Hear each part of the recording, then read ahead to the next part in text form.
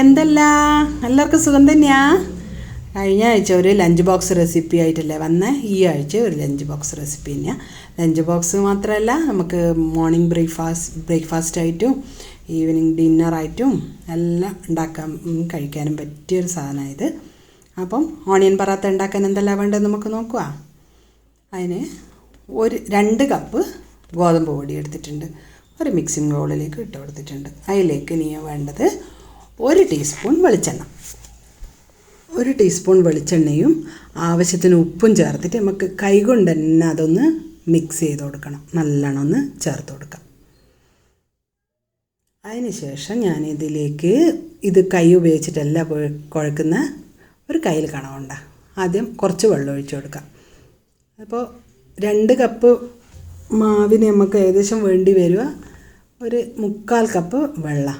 അപ്പോൾ അതിൻ്റെ ഒരു പകുതി, 3/4 കപ്പ് ആദ്യം എടുത്ത് വെച്ചിട്ട് അതിൻ്റെ ഒരു പകുതി ആദ്യം ഒഴിച്ചു കൊടുത്ത് പിന്നെ പകുതി പിന്നെ ഒഴിച്ചു കൊടുത്ത് ഇനി കയ്യിൽ കണ കൊണ്ട് നല്ലോണം ഒന്ന് ഇളക്കിയെടുക്കാം. കണ്ടോ, ഏകദേശമായി. ഇനി ഇതൊന്ന് കയ്യിൽ കണ മാറ്റി വെച്ചിട്ട് നമുക്ക് കൈ കൊണ്ട് വേഗം കൈമലൊട്ടാണ്ട് കുഴച്ചെടുത്ത് പെട്ടെന്ന് എടുക്കാൻ പറ്റും ഇങ്ങനെ. ഇനി നമുക്കിതൊരു 20 മിനിറ്റ് മാറ്റി വെക്കണം. അപ്പോൾ അത് ഒരു നനഞ്ഞ ടവൽ ഇതിൻ്റെ മുകളിൽ വെച്ച് മൂടിയിട്ട് അതിൻ്റെ മേലെ ഉണങ്ങി പോകാണ്ടിരിക്കാനാണ്. എന്നിട്ടൊരു മൂടിയെടുത്ത് മൂടി അതൊരു ഭാഗത്തിരിക്കട്ടെ. അപ്പോഴത്തേക്ക് നമ്മളെ മസാല ഉണ്ടാക്കണ്ടേ. അപ്പോൾ അതിന് ഞാൻ ഒരു ചീനച്ചട്ടിയിലേക്ക് 1 ടേബിൾ സ്പൂൺ വെളിച്ചെണ്ണ ഒഴിച്ചു കൊടുത്തിട്ടുണ്ട്. വെളിച്ചെണ്ണ ചൂടായി അതിലേക്ക് 1 കപ്പ് വലിയുള്ളി പൊടിയായിട്ട് അരിഞ്ഞതാണ്.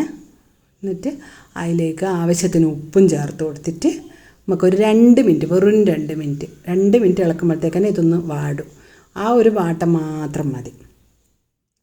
ആ സമയത്ത് നമുക്കിതിലേക്ക് വേണ്ടത് 1 ടേബിൾ സ്പൂൺ ഇഞ്ചി വെളുത്തുള്ളി പേസ്റ്റ്, അതും കൂടി ചേർത്തിട്ട് നല്ലോണം ഒന്ന് വഴറ്റി കൊടുക്കുക. ഇഞ്ചി വെളുത്തുള്ളി പേസ്റ്റിൻ്റെ ഒരു പച്ചമണം പോകുന്ന വരെ ഇതൊന്ന് വാട്ടി കൊടുക്കുക.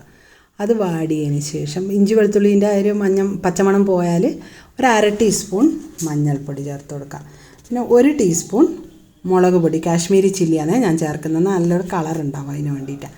പിന്നെ ഒരു 1/2 ടീസ്പൂൺ ആംചൂർ മാങ്ങേൻ്റെ പൊടി, 1/2 ടീസ്പൂൺ ജീരകത്തിൻ്റെ പൊടി, പിന്നെ ഒരു 1/2 ടീസ്പൂൺ ഗരം മസാല, പിന്നെ ഒരു 1/4 ടീസ്പൂൺ അയമോദകം ഞാൻ ചതുക്കിയിട്ട് കുറച്ച് വെള്ളത്തിലിട്ട് നനച്ചിട്ട് അത് അങ്ങോട്ട് കൊടുക്കുന്നുണ്ട്. അത് ഓപ്ഷണലാണ്.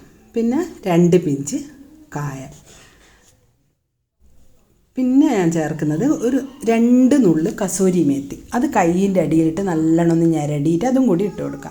ഇതെല്ലാം കൂടി വരുമ്പോൾ നല്ലൊരു മണമായിരിക്കും. അതുകൊണ്ടാണ് ഇതെല്ലാം ചേർക്കുന്നത്. അല്ലാണ്ട് ഇതൊന്നും ഓപ്ഷണലാണ്. കസൂരി മേത്തിയും പിന്നെ അയമോദകം എല്ലാം ഇല്ലെങ്കിലും ചേർത്തില്ലെങ്കിലും കുഴപ്പമൊന്നുമില്ല. പക്ഷേ അതിൻ്റെ ഒരു പ്രത്യേക ഒരു മണത്തിന് വേണ്ടിയിട്ട് ഞാനെപ്പം ചേർക്കും.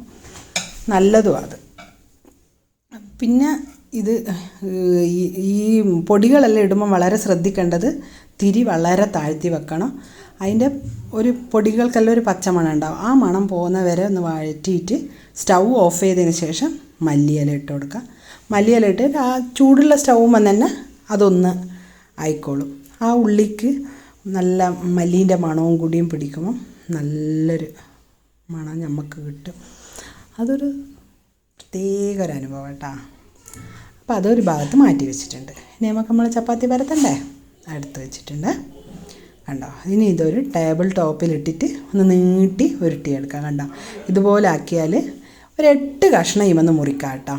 8 കഷ്ണത്തിന്, കാരണം കുറച്ച് മാവ് കൂടുതൽ വേണം ഈ ചപ്പാത്തിക്ക്, എന്നാലല്ലേ നമുക്ക് ഈ മസാല ഉള്ളിൽ നിറക്കുമല്ലോ വേണ്ടേ.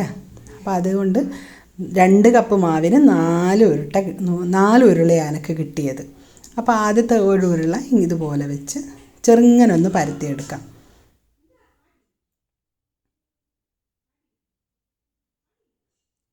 കണ്ട, ഇതുപോലെ. എന്നിട്ട് ഇനി ഇതിലേക്ക് ഒരു 1.5 ടീസ്പൂണോളം ഈ കൂട്ട് നമുക്കങ്ങ് വെച്ച് കൊടുക്കാം. എന്നിട്ട് സാരിക്കെല്ലാം ഞൊറി വെക്കൂലേ, അതുപോലെ ഞൊറി വെച്ച് നല്ലോണം അങ്ങ് മുരുണ്ടിയാൽ മതി. അതങ്ങ് ഒട്ടിപ്പിടിച്ചോളും. പിന്നെ അത് തിരിച്ചിട്ടിട്ട് കുറച്ച് മാവ് മേലെയും താഴെ ഇട്ടിട്ട് നല്ലോണം ഒന്ന് പരത്തി കൊടുക്കുക. ഇത് ശ്രദ്ധിക്കണം പരത്തുമ്പോൾ അപ്പാട് ശക്തി അല പിടിച്ചങ്ങ് തള്ളി വിടുകയൊന്നും ചെയ്യാറ്. വളരെ ശ്രദ്ധിച്ച് ഒരു പെറ്റപാടുള്ള കുഞ്ഞിനെ തൊടുന്ന പോലെ തൊടണം, അല്ലാണ്ട് പൊട്ടിച്ചിളറ്. വളരെ ശ്രദ്ധിച്ചെടുത്താൽ കണ്ടോ ഇതുപോലെ കിട്ടും. ഇനിയിപ്പോൾ അത്യാവശ്യം ഒന്ന് പുറത്ത് ഇങ്ങനെ കാണുന്നത് കൊണ്ടൊന്നും കുഴപ്പമൊന്നുമില്ല കേട്ടോ, ഒന്നും ഉണ്ടാവില്ല. ഇനി ഇതേപോലെ നമുക്ക് കല്ലുമ്മലിട്ടെടുക്കാം. കണ്ടോ ഇത്രയേ ഉള്ളൂ.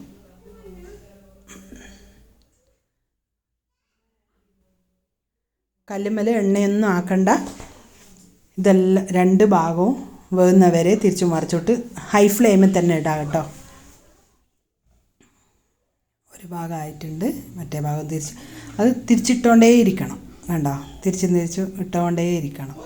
അപ്പോൾ എല്ലാ ഭാഗവും ഒരുപോലെ ആയി വരും.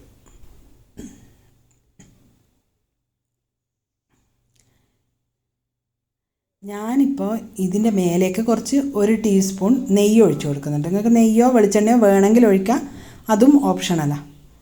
ഞാനിപ്പോൾ നെയ്യ് ഒഴിച്ച് കൊടുക്കലുണ്ട്. അതൊരു നല്ല ടേസ്റ്റായിട്ട് തോന്നുന്നുണ്ട്. നിങ്ങൾക്ക് വേണമെങ്കിൽ ചെയ്താൽ മതി, ഇല്ലെങ്കിലും കുഴപ്പമൊന്നുമില്ല. ഇനി നല്ലോണം ഒന്ന് തിരിച്ച് മറിച്ചിട്ട് നല്ലോണം ഒന്ന് പൊന്തി വരും. ഇപ്പോൾ കണ്ട ഇതുപോലെ എല്ലാം ബാക്കി 7 കൂടി ചുട്ടെടുക്കാം. ഇനിയിപ്പോൾ ഇത് നമുക്കൊരു സെർവിങ് ഡിഷ് ബൗളിലേക്ക് മാറ്റട്ടെ. കണ്ടോ എല്ലാം റെഡിയായി വന്നിട്ടുണ്ട്.